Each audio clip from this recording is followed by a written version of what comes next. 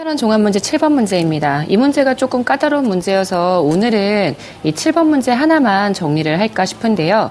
지금 이게 수능에서 출제가 됐던 문제고요. 이 문제와 같은 유형의 문제가 지방직과 2013년 지방직과 2015년 서울시에 출제가 됐었죠. 계층화에 대한 자료 분석 일단 제대로 이해를 하시려면 여러분들이 지금 이 부분에 대한 거는 자료 분석 특강을 통해서 정리를 해주셔야 된다는 점을 다시 말씀드릴 수 있을 것 같고요. 일단 문제 들어가도록 하겠습니다. 표는 AB 사회의 세대 간 이동이래요. 세대 간 이동은요, 부모의 지위에서 자녀의 지위로 이동하는 것을 우리가 세대 간 이동이라고 이야기를 하는데요. 자료를 보실 때 일단 부모 먼저 보시고요. 그 다음 자녀를 봐야 한다는 점을 정확하게 알고 계셔야 될 것 같아요. A사회 상중하 부모의 계층이 있어요. 부모 상층이 전체 25, 중층이 50, 하층이 25이기 때문에 부모는 현재 다이아몬드형의 계층 구조를 가지고 있고요. 자녀도 볼게요. 상층이 22, 중층이 64, 하층이 14. 상층, 중층, 하층 자녀에 대한 건 다 여기를 보셔야 돼요. 그래서 여기도 지금 다이아몬드향을 계층 구조를 가지고 있다라고 이야기를 해줄 수가 있고요. 자, 그러면은요, 현재 부모가 상층인데 자녀도 상층이다. 세습이고요. 중층인데 중층이다. 세습. 부모가 하층인데 자녀도 하층이니까 여기가 세습이 되고요. 자, 부모가 중층인데 자녀가 상으로 올라가는 경우, 부모가 하층인데 자녀가 상으로 올라가거나 하층인데 중으로 간다. 지금 보시는 여기 세 개가 뭐가 되는 거냐면 상승 이동이 될 거고요. 상대적으로요, 부모가 상층인데 자녀가 중이나 하, 또는 중층인데 하로 간다. 여기가 하강 이동이 되는 것을 확인하실 수 있죠. 그래서 여기가 세습이 되고요. 여기가 상승 이동, 여기가 하강 이동, 이렇게 세 가지의 이동을 정확하게 봐주셔야 되고요. B사회도 마찬가지예요. 부모가 먼저 보이고요. 그 다음 자녀가 보이죠. 자, 부모 상중하, 부모 상층은 18, 중층은 31, 하층은 51. 현재 딱 봐도 피라미드형의 계층 구조 가지고 있고요. 자녀 상중하 나와 있죠. 상중하 지금 보시면 중층이 다이아몬드형의 계층 구조를 가지고 있는 것을 확인하실 수 있습니다. 그래서 여러분 지금 보시면은요, 요거 세습, 부모가 상층인데 자녀가 상층이게 세습이고요. 부모가 중인데 자녀가 중, 부모가 한데 자녀가 하, 세습이고요.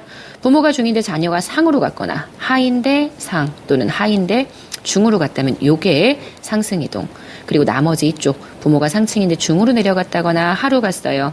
중인데 하로 갔어요. 여기가 하강 이동이 되는 것을 확인하실 수 있습니다.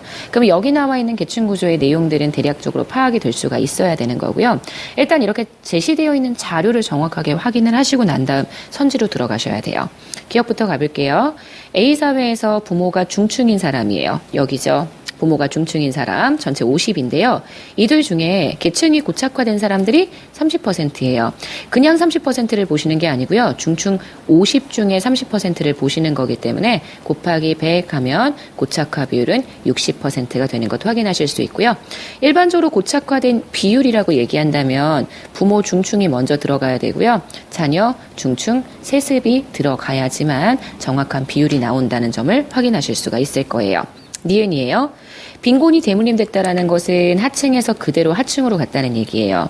그럼 B사회에서 하층에서 그대로 하층이 된 사람, 부모가 하층인데 자녀도 여전히 하층이다.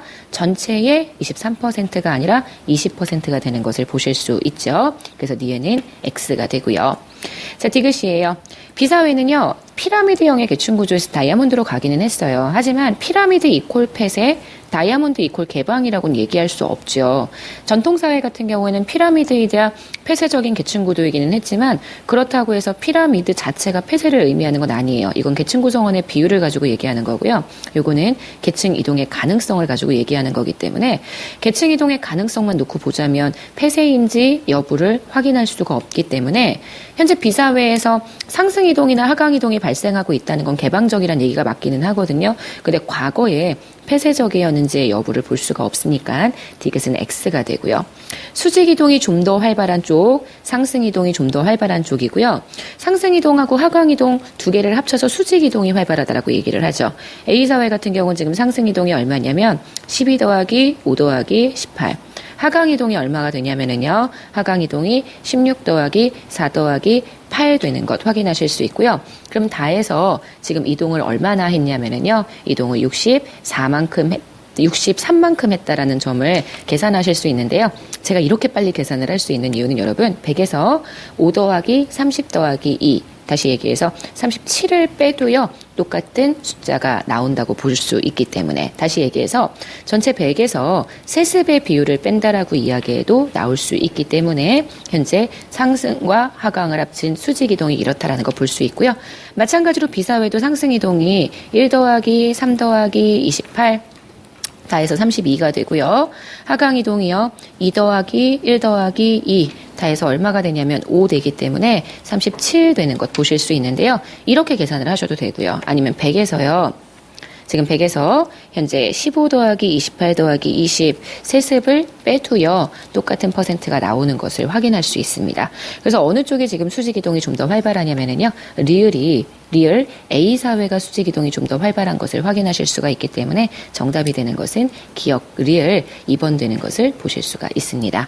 실제 7번 문제가 좀 까다로운 형태의 문제예요. 이 7번 문제에 대한 정리가 잘 되어야 저희 기출됐었던 문제 8번 문제가 2013년 지방직 문제고요.